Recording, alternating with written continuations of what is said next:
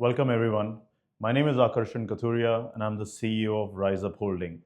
I'm starting a new 30-day training session for new agents into the market and even covering experienced agents. Over the next 30 days, we're going to take you through different elements of the market. We are going to cover introduction to real estate. We are going to cover location. We are going to cover legal elements, how to sell, how to get listings, what exactly is property management, how to calculate ROI, how to do mortgage transactions, and the works. So every day we are going to be posting a new video of each training session, and each training session is going to last roughly 30 minutes. So I hope this helps you. And in addition to this, if you have any inquiry or if you have any questions around any particular day's training session, please feel free to leave them into the comments, and I'd be very happy to answer it for you. So let's start with day one. Day one, we are setting the orientation and the million dirham mindset, because that's the kind of target I'm giving to my team members, that you got to target every year that you want to generate a million dirhams. That's bare minimum. That's for anyone even starting off within this field. Of course, those who are experienced are looking at something much higher than that, but you have to really create that million dirham mindset within the team. So these are the performance standards that we set at Rise Up. These are the goals that we want our team members to aim towards. So this all starts with introducing the UAE real estate market. So as a real estate market, UAE is relatively new. Freehold was introduced back in 2002 and in 2026. So we are really a 24-year-old market, as opposed to various other real estate markets in the world, which are probably centuries old, right? So we are still adapting, we are learning, we are growing, we are improving. There are a lot of elements of us that are still changing and getting better. So the UAE real estate market was introduced in 2002, and the first freehold project was introduced then. So our market is spread across freehold, where any and every nationality can buy; leasehold, where any and every nationality can buy, but it comes within a certain lease timeline. So it could be 99 years leasehold, it could be 49 years leasehold. And then there is GCC only, where the GCC countries can only buy and no expats can buy. Um, so the Euro real estate market offers us various opportunities, right? It's a great market for investors to look at high rental yield. It's a great market for investors to buy and sell properties, trade, and make a good amount of profit. There is no kind of tax on capital gains. There is no tax on rental income whatsoever. So it's a great market when you look at the position that UAE and Dubai in particular has established itself into. So the real estate business reality in Dubai. Real estate in Dubai is a performance-based profession. Income is unlimited. I mean, there is absolutely no cap for what you can earn. The sky is the limit, but it only honors and it only rewards those who give it the right discipline, who are persistent, who are hardworking, and who have the right knowledge. I mean, the entry into the market is you go through a course with RERA, which spans couple of days, where you learn about the legalities, you learn about the market, you learn about different areas, you learn about exactly how to handle leasing and how to handle sales, how to manage off-plan sales and the costings and the transfer fees and the likes. And then you give an examination which can last about 45 minutes to an hour. And if you score above 75% in that, then you pass and you get a RERA license. But remember, your RERA license can only be obtained if you're on the visa of a company, or if you're on a work permit of a company. Your license is linked to the company. So it's important for you to be working with a company in order to get a RERA license. And once you have a RERA license, then you can do transactions on your own, meaning you can list properties on property portals. You can have off-plan properties and transactions registered under your name officially. So you have a broker card, and you can use the Dubai Rest app to download your broker card, and you can share it with all your clients. So you're an official real estate broker within this region. Some of the top agents who are operating in this market at a very high level, they're not lucky, they're systematic. They have really sort of become experts at this particular game. And I can assure you that majority of them has started at a bottom level. Like some of the top agents today who you see are probably closing 50 to 100 million dirham deals, initially started with leasing. They probably got into leasing at a very base level. So they might have been doing even rental of studios, then they got into rental of 1 or 2 bedrooms, then they got into 1 or 2 million dirham transaction, and then they build their profile from there. The reason for this is when you're dealing and transacting with clients with whom you're talking about 50 million dirham asset, 100 million dirham asset, and the kind of complications and the sort of hiccups that arise in those kind of deals, you ought to be able to maneuver them. And the only way for you to handle them is if you've covered every element of the transaction, right? Because ideally speaking, when you're guiding your clients towards, for example, buying an off-plan property, and the purpose of the client is that once the property is handed over, they want to put it on rent and they want to generate rental income out of it. If you don't know how to manage a rental transaction, then how do they have enough trust that you're able to handle the entire cycle from them? The idea is that it's not just for you to sell a property to them and then for them to handle it or manage it through someone else. You got to handhold them through step A, complete the entire circle, and fulfill the requirement and the purpose by which they're actually investing into the property, right?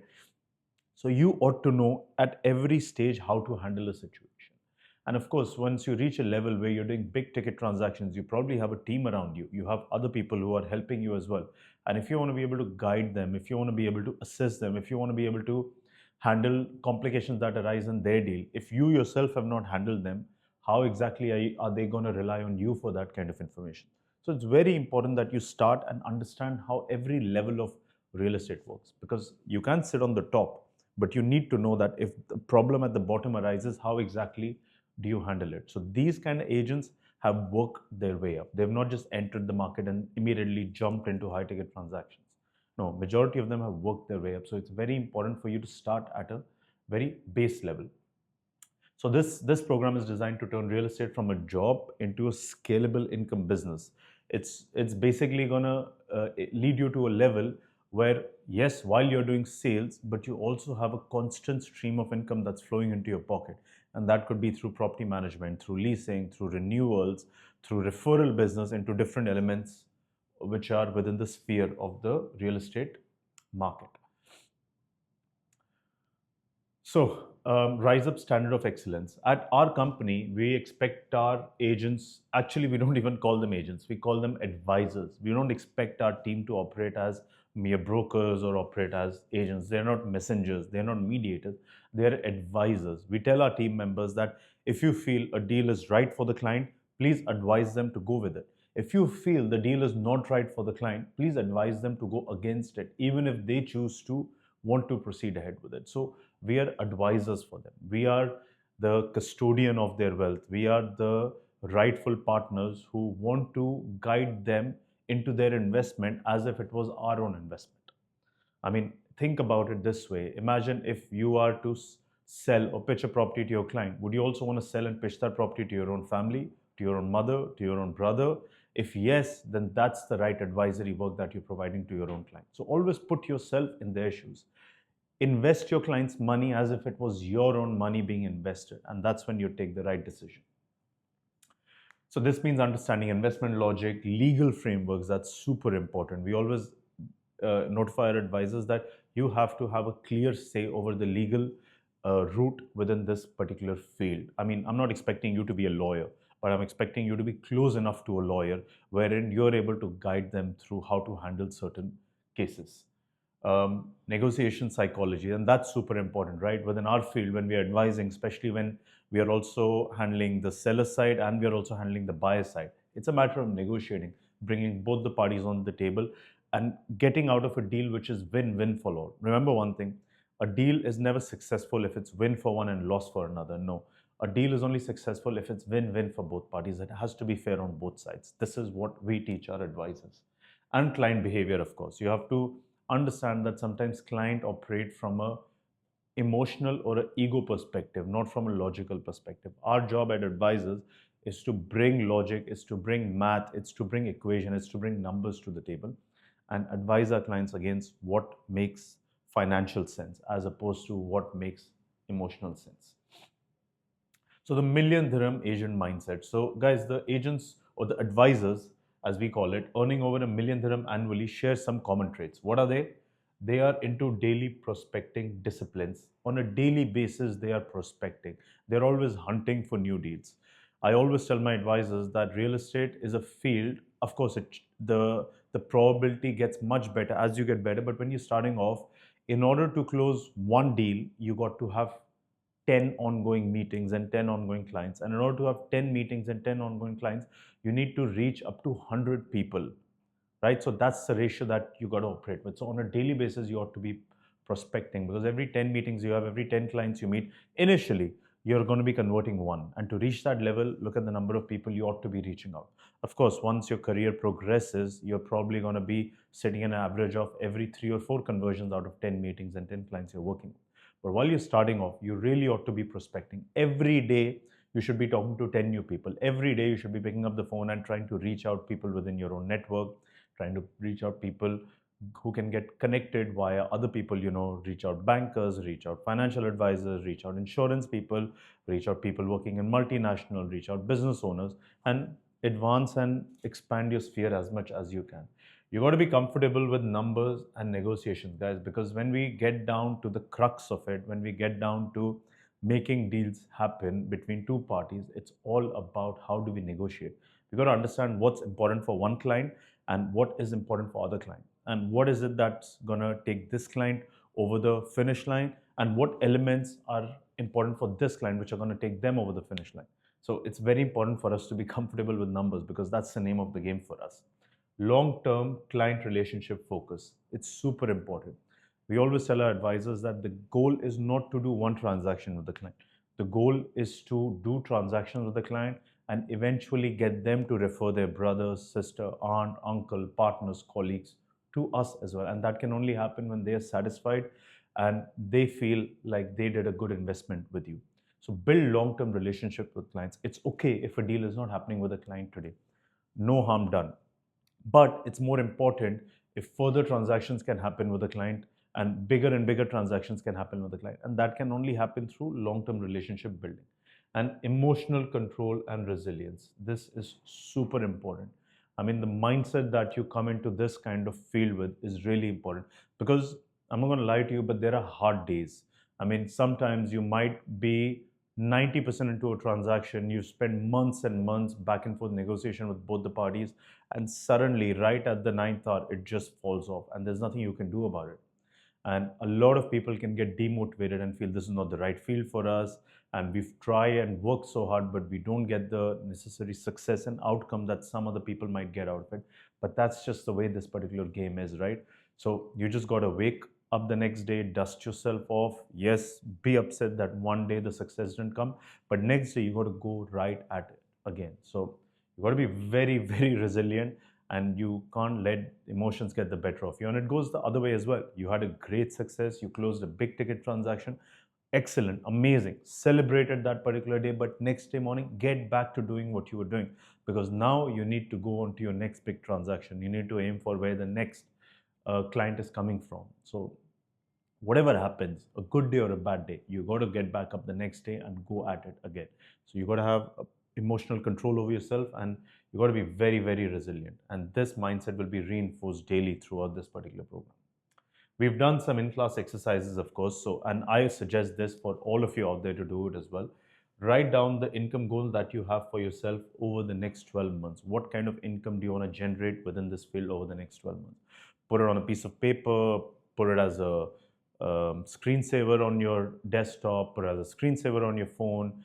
I mean, if it's 6 or 7 digits, put it as a lock code on your phone. So every time you enter it, you write it down. We've put it up on our map right behind us. So whatever your goal is over the next 12 months, have a goal for the whole year and then break it down by the month, break it down by the week, break it down by the day. So you know exactly, in order to reach that goal, how many people you need to target.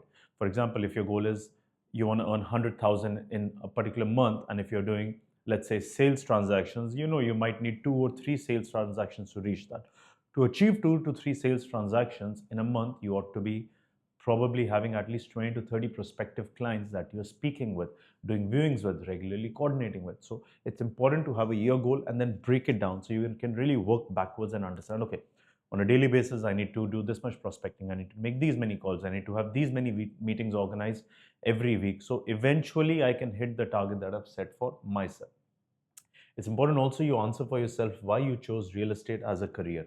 Of course, I'm sure the number one answer for everyone would be money, right? It was the same for me when I started off. But that particular purpose and reason cannot last you very long within this field, right? Because in case it doesn't come initially, you'll get disheartened. And potentially when it does start to come, then that might even wear off. So understand what that purpose is. For me, in all honesty, while the money was the starting point to get into this particular field, but what really excites me now is the caliber and the kind of people I meet on a regular basis.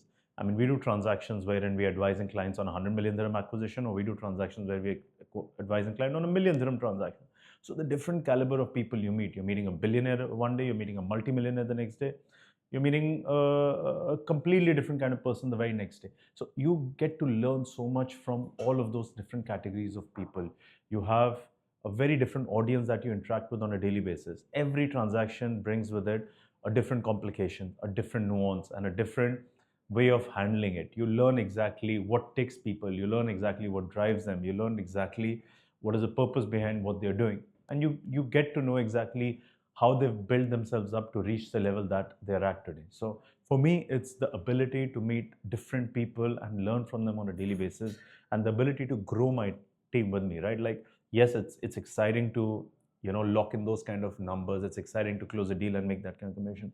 But in all honesty, it's more exciting to see your own people doing that. It's more exciting to see your own people closing massive deals and celebrating that with them. So that's what really drives me around within this business.